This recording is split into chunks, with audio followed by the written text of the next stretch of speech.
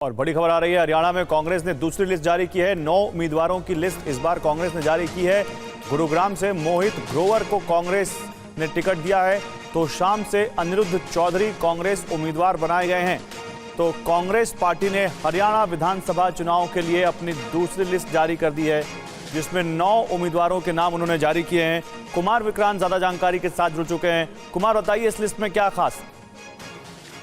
देखिए, दो चीजें इस लिस्ट में बहुत अहम है। एक तो ये कि उचाना कला जो हरियाणा की सीट है, वहां से चौधरी वीरेंद्र सिंह जो कि पहले कांग्रेस में लंबे वक्त तक रहे और वो बाद में बीजेपी में गए और उन्होंने कांग्रेस में वापसी करी, उनके बेटे ब्रजेंद्र सिंह जो कि सांसद रहे, उनको लोकसभा का टिकट नहीं मिला था।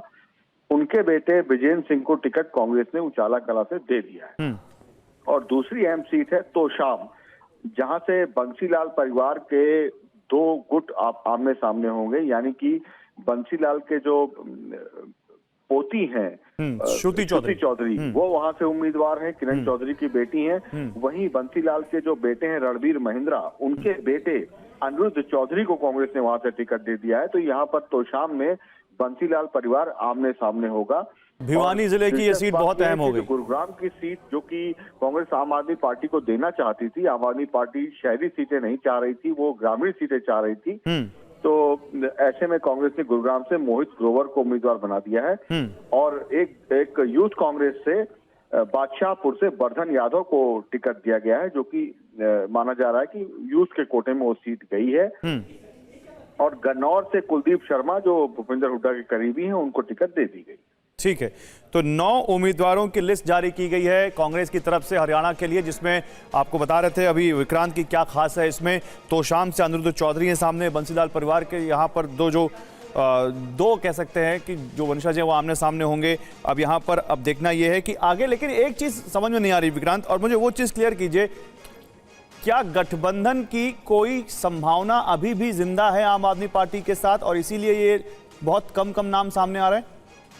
जी बिल्कुल, पूरा जो 9 सीटें ही आई हैं सिर्फ, और कांग्रेस पार्टी ने पहले तय कर दिया था कि जब तक गठबंधन की बातचीत हो रही है तब तक वो उन सीटों पर छेड़छाड़ नहीं करेंगे।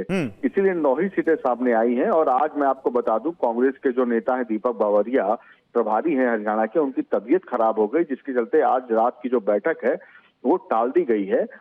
और जो सीटें आम आदमी पार्टी चाह रही है और जो सीटें कांग्रेस ने ऑफर करी हैं, वो सीटें घोषित नहीं की गई हैं। हाँ, गुरुग्राम की सीट को लेकर के आप कह सकते हैं कि वहां से कांग्रेस ने अपना उम्मीदवार दिया है, क्योंकि आम आदमी पार्टी लगातार कह रही थी कि सिर्फ शहरी सीटें वो नहीं लड़ना चाहती हैं। ऐसे में ये माना जा सकता है कि कहीं ना कहीं आम आदमी पार्टी ने गुरुग्राम की सीट छोड़ दी थी, वो कोई और सीट चाहते थे। तो अभी पूरी गुंजाइश बनी हुई है गठबंधन की, चर्चा की कि गठबंधन हो। इस सूची को लेकर ये ऐसा लगता है कि अभी गुंजाइश छोड़ी गई है। ठीक है, बहुत शुक्रिया आपका कुमार, इन तमाम जानकारी के लिए। कुमार विक्रांत बता रहे थे आपको कि आम आदमी पार्टी के साथ गठबंधन की संभावनाएं अभी जिंदा हैं, इसलिए अभी बहुत सारी सीटें हैं जिन पर अनाउंस नहीं की गई टिकट। कुल 41 सीटें हैं जिन पर टिकट अनाउंस कर चुकी है कांग्रेस पार्टी। आज 9 उम्मीदवारों के नाम सामने आ गए हैं, जिसमें देखिए थानेसर से अशोक अरोड़ा है, गन्नौर से कुलदीप शर्मा है, उचाना कला से ब्रजेंद्र सिंह है, वीरेंद्र सिंह के बेटे हैं, और तोहाना परमवीर सिंह, तोशाम अनिरुद्ध चौधरी, मेहम बलराम दांगी, नांगल चौधरी से श्रीमती मंजू चौधरी, बादशाहपुर से वर्धन यादव और गुरुग्राम से मोहित ग्रोवर को कांग्रेस पार्टी ने टिकट अनाउंस की है अब से मात्र कुछ मिनटों पहले।